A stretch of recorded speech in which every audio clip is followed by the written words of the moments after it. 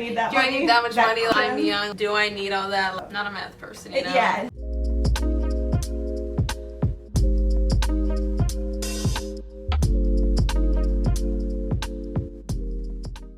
Hello and welcome to the enlightenHer YouTube channel. I'm Milena Carberry and I am here today with Halle Vargo. She is a member of our enlightenHer team, a very valued member. We are so happy to have her perspective. So at enlightenHer, we are a female-first financial education company. Our mission is to help enlighten all women, no matter their age. And so we have a lot of different ages and perspectives and really life stories and backgrounds represented with enlightenHer. So Halle is going to talk today about her story in terms of what it's like to be a young woman. She grew up around finance, but not in finance.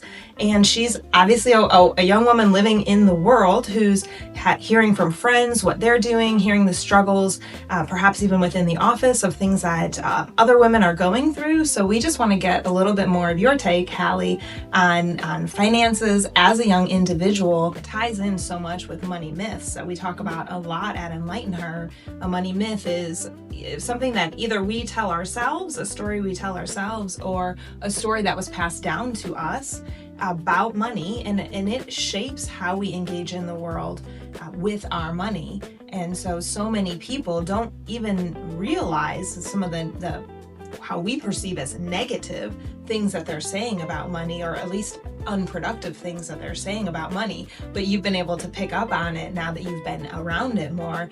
And would you say when you're in these groups with your friends, do you feel comfortable and confident speaking up about money? Because that is a challenge for so many women who maybe feel like, well, I am comfortable with it, but I'm afraid that, other people aren't comfortable.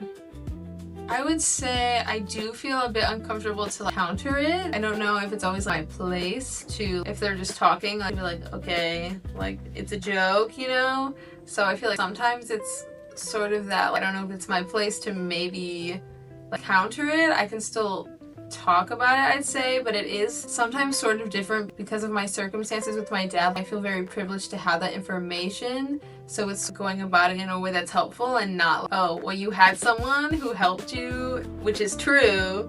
It's more like, can you be that person to help someone else? Acknowledging we can help someone else get ahead too. So taking what you've been blessed to learn and know and receive, and how do you share that with others? And that's really the point of this channel, is to bring our lived experiences both personally and also professionally and take it out into the world where we can uplift others. So this isn't about like what I've been blessed with or you've been blessed with versus someone else. It's just saying, hey, we have something that we believe the world probably wants and can benefit from. We want to share it. So I want to get into a little bit of what you've been able to accomplish and sort of how you are living in the world financially. So I am fortunate to know Halle on a financial level. We have talked and worked together in that sense. And so I know that you practice values-based spending. So I would love to hear a little bit about what that looks like for you in your life. Well, we have to talk about our girl Ally Bank. Yeah, we love Ally Bank. Ally High Yield Savings. Yes. We'll just give them a plug. Give them a plug. But I think using that and you showing me how to utilize, they have a bucket system where you can have the money that's going into there automatically from your paycheck go into different buckets that you choose. So I think when we went through it, it was really nice to be able to sit down and think about, what do I actually want to save for? What do I want to do with my life? And then make sure I'm putting money towards that. And honestly, that was more of a connection for me, being like, oh, I actually can afford these things. I'm always like, oh my gosh, I don't make that much money. I can't afford this. I can't do those things. But it does give you that autonomy. I can do that if I make these decisions. It's prioritizing the spending you know you want to do. Yeah. And it's prioritizing that spending before the money hits your checking account and goes to a whole bunch of other things. So that's one of the things that we have found in working with clients, is that we have to direct our money. We have to give it purpose and then learn to live on what's left. And that can sound really awful and restrictive. But if the money is going towards the values, the things that are really important to us, the idea is that, hey, we're funding the most important things, and then we're balancing, the rest of our life on the money that's left over. And of course, those two there has to be enough left over to live your life. We understand that. But, it allows you, or I think it helps frame how much is left over, which is going to dictate how much you can do, right? You can't, we've talked about treat yourself culture, and that you can't do it all. You can't value everything. You can't spend your money indiscriminately on everything. So this idea of values-based spending, setting money aside for the bigger goals, for the spending you want to do in the future, and then saying, hey, I'm going to figure out how to live my sort of week to week on this money that's left over. How has that felt for you? Have you felt restricted in saying, hey, I know I'm funding some of these bigger goals, but that's limiting. I remember this conversation with you. You're like, Milena, can I live on that? Is there enough left over? Right. How's that felt to you? And I do want to just preface this. This is not about restriction. It's not about figuring out how little you can live on. It is about spending your money in the most important places for you. So I'd like to hear how it's felt. Honestly, I thought it would be worse, which I feel like you said that was probably going to happen. I thought I would feel it more, but I think it's because I do get to be like, oh, I get to have this amount in my bucket. I get to buy this and not feel bad about it. So you're still spending. You're obviously putting in your emergency fund that you're not touching, but you're also, I just feel like I'm still spending on certain things, and I already try to do certain things. If I'm going out to eat, it's not really unless I'm going out with friends or something fun. So I have the opposite problem where I always think I have no money and that I can't do anything. It's been nice to be like, actually, it's all set out for me. It's okay to spend it on this thing because you took the time to do that. So I think it's pretty awesome. Yeah, thank you. I think that there's a lot less guilt in spending the money that's left over when you know that your other goals, whether they're short-term spending goals or long-term retirement goals or buying a new home or educating kids in the future, when those goals are being taken care of, you're funding the things that are most important to you. And again, you get to decide those things. When you spend what's left over, it's without guilt, right? It's a very freeing feeling. And again, I do want to emphasize that doesn't mean you can just spend indiscriminately.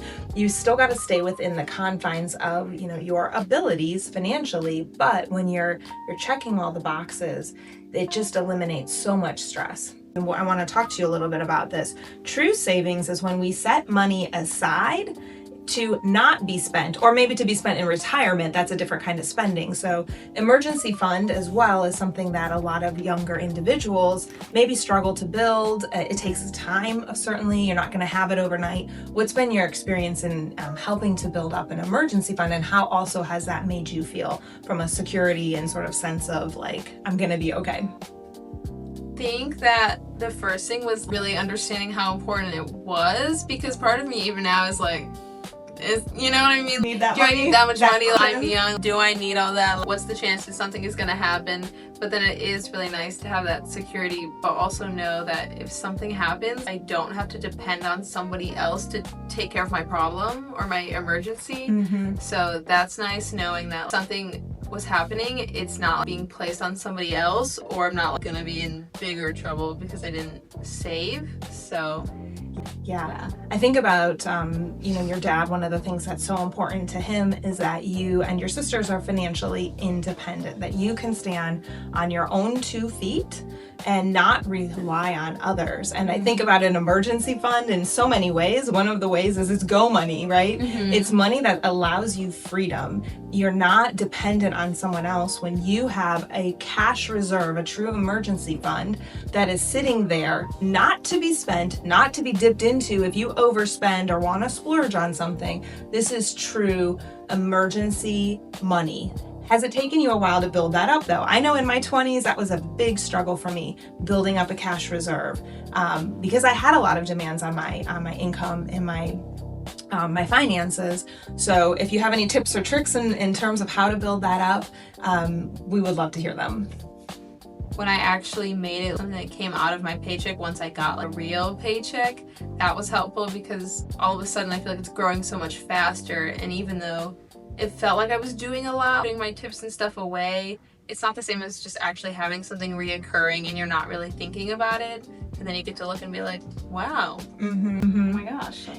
And I'm going to go back to something that you had mentioned. You said, your words, you don't make a ton of money. And so you're proof that, hey, you don't have to make a ton of money to accomplish these things. But what I also know about you is that you've been out of the house. You're still continuing to put money aside. You have good money habits. You're willing to make sacrifice in some ways. I think sacrifice is maybe feels bad to hear that word, but I think it is an important word when it comes to money. Two other, I think, important words are patience. So these cash reserves, these spending habits even, this stuff doesn't build up overnight. Debt doesn't get paid off overnight. We have to have patience with it. And I think persistence, just staying in it, right? Keep doing it. Long-term goal. I think one thing that Dad did that was really awesome was he made it exciting. Maybe not the nitty-gritty of it, that's not my jam, but I think you like show the compound interest and you can see how much money you'll make in this many years. That gets me really excited. When I see how much money I have saved, I'm excited that I did that and that like it will help me later, which is nice because it doesn't have to feel like, oh, I'm giving it up. Look what I get to do at some point. You're funding your life in the way that you want. I love that. And I want to end on that. Money can be exciting. And so, again, knowing Halle, I know money isn't like not a math person, you know? Yeah, she doesn't associate as a math person.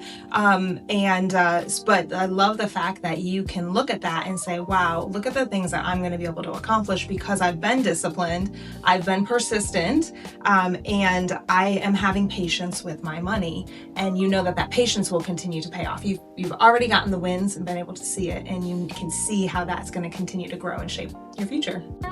So thank you so much for sharing. We really do love hearing your voice on this channel. So look for Halle on more videos. Like and subscribe. You can follow us as well on Instagram and Facebook. And if you want more of our resources, you can find us at enlightenHer.com. Thanks.